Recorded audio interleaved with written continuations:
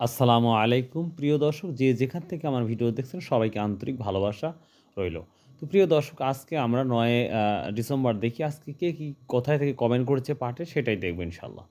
পাটের দাম বাড়ার সম্ভাবনা নাই, কারণ ভারত পাট না নিলে পাটের দাম বাড়বে না। যদি কোনো সময় ভারতের সাথে সম্পর্ক ভালো হয় তাহলে একটু বাড়বে। খুব সুন্দর একটি কমেন্ট করেছেন ভাই। যে যেখান থেকে দেখেন আপনাদের অনেক অনেক ধন্যবাদ। অনেক কষ্ট করে হলেও আপনারা যে কমেন্ট করেন এতেই আলহামদুলিল্লাহ। ধন্যবাদ পাটের বাজার জানানোর জন্য। ভাই আপনাকে অনেক ধন্যবাদ। রেগুলার আমার ভিডিওগুলো দেখেন এবং কমেন্ট করেন ভাই। আমি জানি একটা কমেন্ট লিখতে অনেক সময়ের প্রয়োজন। তো প্রিয় দর্শক, আজকের ভিডিওর শেষে কিন্তু একটা নতুন আপডেট নিউজ, মেবি সরিষার দামটা বাড়তে পারে কিছুটা। দেখি আমরা সামনের দাম কিছু বাড়বে, ধৈর্য করুন। ডাক্তার বাদল ভাই, ডাক্তার বাদল ভাই, আপনার সাথে একটু কথা ছিল। আমি মেবি আপনার মোবাইল নাম্বারটাও দিয়েছি, কিন্তু বাট আপনার সাথে আমার কথা মানে অবশ্যই বললে মনে ভালো হয়। মেবি আপনি সাহেব বাজার বড়াইগ্রাম। তো ভাই একটু আমার সাথে কথা বলবেন। আমি নাম্বারটা দিয়ে দেবো আপনাকে, ইনশাআল্লাহ দিয়েওছি অলরেডি। আসসালামু আলাইকুম খায়রুল ভাই, পাটের দাম বাড়বে ইনশাআল্লাহ। ভাই এটা তো শুনতেছি অনেক দিন আগেই। মানুষ তো আসলে ধৈর্যের বাঁধ ভেঙে যাচ্ছে মানুষের, যে কিছু বাড়ার সম্ভাবনা নাই। অনেক ছোট ছোট ব্যবসায়িক তারা পাট কিনে স্টপ হয়ে গেছে, মানে অর্থাৎ তারা আর পাট কিনে সাহস পাচ্ছে না। তো দেখা যাক পরবর্তী কী হয়। ইনশাল্লাহ ভালো কিছু হোক, হোক দোয়া করি। পাট বিদেশি কেমন রপ্তানি হচ্ছে ভাই? খুব সুন্দর একটি প্রশ্ন করেছেন ভাই। পাট এখন পর্যন্ত ইন্ডিয়া বা পাকিস্তান যে দেশই বলি, পাকিস্তানের একটা সম্ভাবনা একটা পেয়েছিলাম, বাট এখন পর্যন্ত সেই নিউজটা পাই নাই, দিতে পারলাম না। তো পাট এখন পর্যন্ত শিওর না যে কোনো দেশে যাচ্ছে কি না, পাট নিবে নাকি।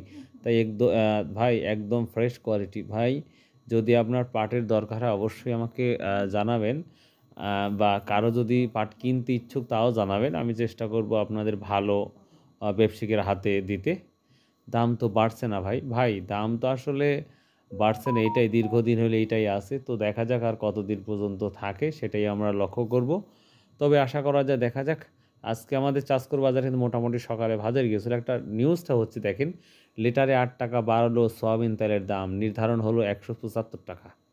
তো ১৭৫ টাকা করে বিক্রি হবে, এটা নির্ধারণ হয়ে গেল। তো ৮ টাকা কেজি প্রতি বেড়েছে। আসলে শুনে তো মনটা খারাপ হয়ে গেল যে হঠাৎ করে তেলের দামটা বাড়তি। তো তেলের দাম যদি বাড়তে হয় তাহলে অবশ্যই আমার বিশ্বাস যে সরিষা বা রাই এগুলার দাম বাড়বে। তো দেখা যাক, কালকে আমরা বাজারে যাব।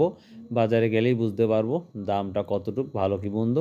আর আলু তো মাশাআল্লাহ যেই দামটা আলুর আছে কি বলবো, হাত দেওয়াই যায় না। মানে একটা আলুর কি কও ১০ থেকে ১৫ টাকা করে পিস একটা আলু, যা অবিশ্বাস্য।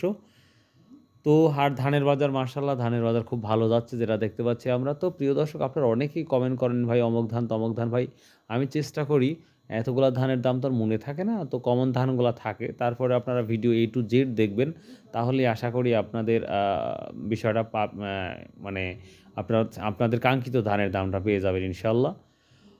এবং রসুন একবারে কি বলবো, জিরো ফিগার হয়ে গেছে রসুনটা। তো সামনে দেখা যাক রসুনটা কতটুক আগায়, সেটা দেখা যাবে। তবে সামনে কিছু মানুষ বলতেছে রসুন একবারেই দাম থাকবে না। কেউ বলছে ৫০০, কেউ বলছে ২,০০০, কেউ বলছে ৩,০০০, কিন্তু অধিকাংশ মানুষই বলছে যত রসুনই হোক ৩,০০০, ৪,০০০ থাকার সম্ভাবনা দেখাচ্ছে। এই তো বাজার। আর তরকারি বাজার তো মাশাআল্লাহ, এটা তো বললামই। শস্য বাজারটা ভুট্টা মোটামুটি ১৩৪০-৫০ দামটা যাচ্ছে মোটামুটি। তো দেখা যাক আর কত দূর যায়। তো প্রিয় দর্শক, ইনশাআল্লাহ আবার কালকে আপনাদের সকালে সুন্দর একটি ভিডিও নিয়ে আসবো। সো সবাই ভালো থাকুন, সুস্থ থাকুন, আর আমার জন্য দোয়া করবেন, অনুরোধ প্লিজ। আসসালামু আলাইকুম ওয়া রাহমাতুল্লাহ।